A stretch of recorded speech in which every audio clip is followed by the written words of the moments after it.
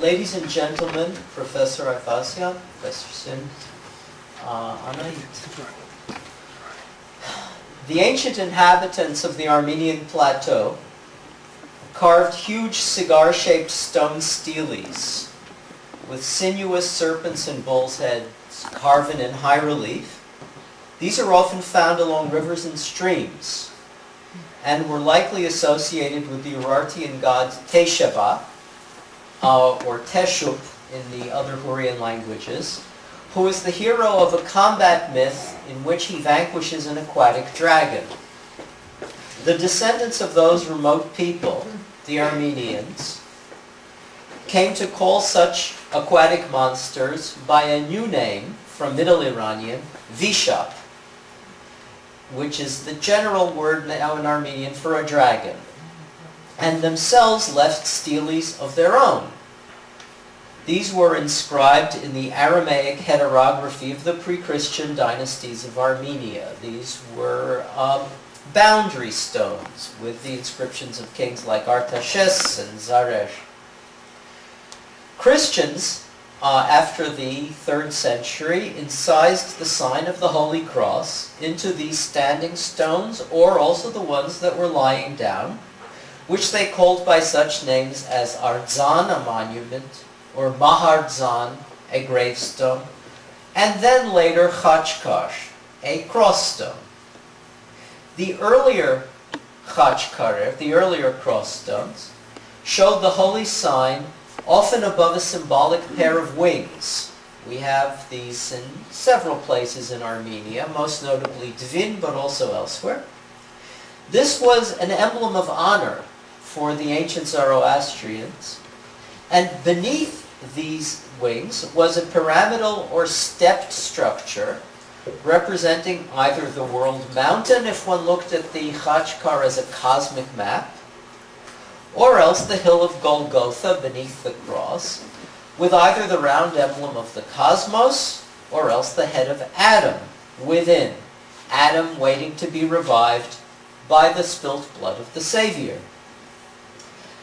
The formerly rather square-shaped crosses with equilateral arms, after the 10th century in Armenia, become elongated. They seem to grow heavenward, and the wings that flanked them were metamorphosed into acanthus leaves.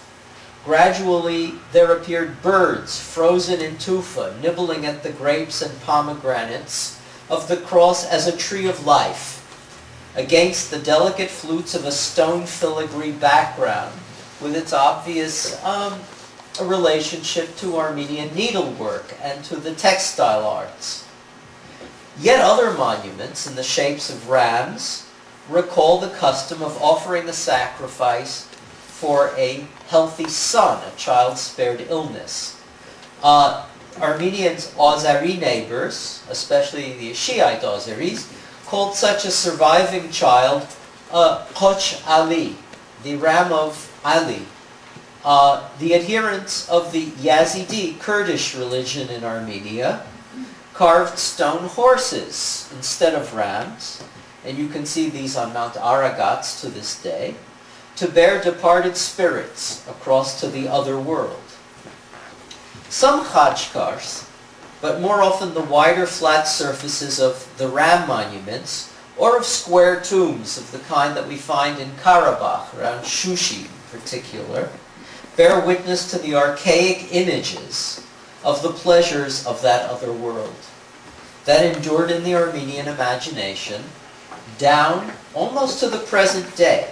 For instance, one might see in such bas-relief scenes a trim warrior on horseback holding a ring in his hand. This was the ancient symbol of glory, of divine favor given to kings, while his servants stand behind him or in front of him, hailing him with the equally hoary gesture of reverence, a hand placed over the mouth, this way.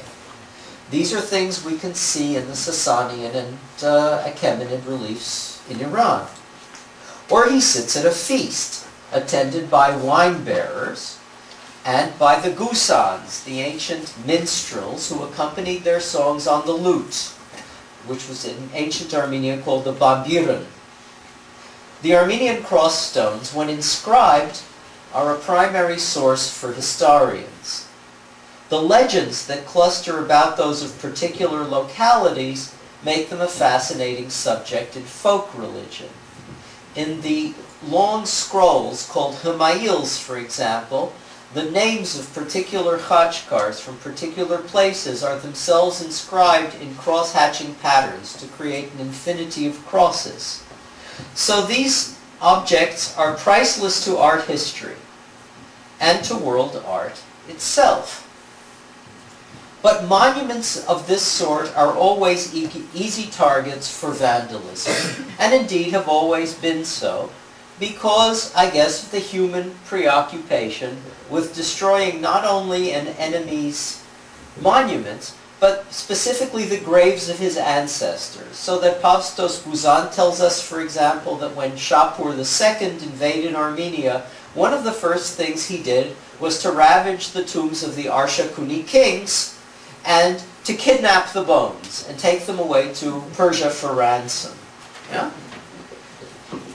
This seems an archaic practice, but in modern times there are ample examples of exactly this kind of desecration. One need only recall the wholesale destruction by the Nazis of the carved monuments of the European Jews and the subsequent vandalism of thousands and thousands of Jewish gravestones on the Mount of Olives by the Arabs during their occupation of Jerusalem, the intent being to negate the past history in a place of people and culture themselves slated for extermination in the present. So it is not surprising that Turkey and Azerbaijan continue to destroy the cross stones and other monuments of the indigenous and aboriginal Armenian people and their culture.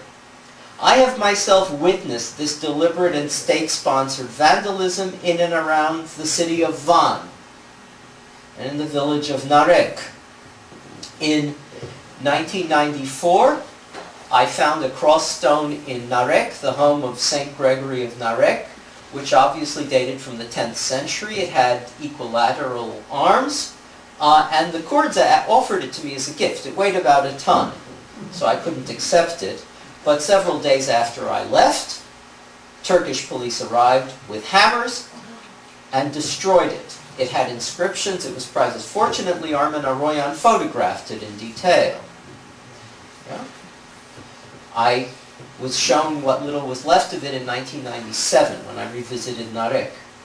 The ancient Armenian region of Nakhichevan, modern Nakhichevan, fondly explained by folk etymology as the place of Noah's first Nach sojourn, Ichevan, after the landing of the Ark of Noah, includes Gochten, where Moses Khorenatsi says he heard with his own ears L'saka Ganchov Kmerovk, the immemorially ancient song of the birth of Vahagan, the Vishapakach, the dragon slayer, which was chanted by a gusan playing the stringed bambiran. This is not an outlying region. This is the homeland of Armenian culture. Ever since the Soviets, under Turkish pressure, ceded this territory to Azerbaijan, and it began in the 30s to be ethnically cleansed of its Armenian population, the monuments of their ancestors have continued to suffer even when the inhabitants were gone. For over 3 decades, Argam Ayvazian has photographed and studied these endangered treasures. Treasures that I emphasize are not only of Armenian culture, but of world culture. And after numerous publications, this year completed his album Juchai Gortsanvat Khachkareri Symphonian. It is difficult to comprehend the scale of the crime that it records, even against the most recent background of the destruction of the Buddha statues at Bamiyan by the Taliban, and the cowardly failure of the civilized world to respond to that outrage. The Azeri authorities, acting in full view of the world, have systematically destroyed nearly 30,000 Armenian cross stones and other monuments in the cemetery of the city of Jolfa or Juha alone. This is not to mention the vandalism going on in other parts of the unhappy district of Nakhichevan. This has happened over the course of approximately a decade, beginning in the mid-1990s. Photographs from across the Iranian border chronicle the methods and the extent of the horror. No government or international organization has mounted any effective protest whatsoever. Argam Ayvazian's hundreds of meticulous pictures are often the only, and possibly the last, records of monuments, any single one of which would merit months of scholarly study. For this heroic service to culture, to human culture, he deserves the praise and thanks of artists and savants, and of all civilized people. The question as to whether humanity has emerged from barbarism, I think, has been answered in the negative. But as long as such good men labor, there is still some light in the darkness. So as an Armenologist, a representative of Harvard University, and a fellow human being, I have great honor in welcoming Professor Ayvazian here to the United States and to chairing this meeting. I'd like Anahi, please, to introduce the speakers.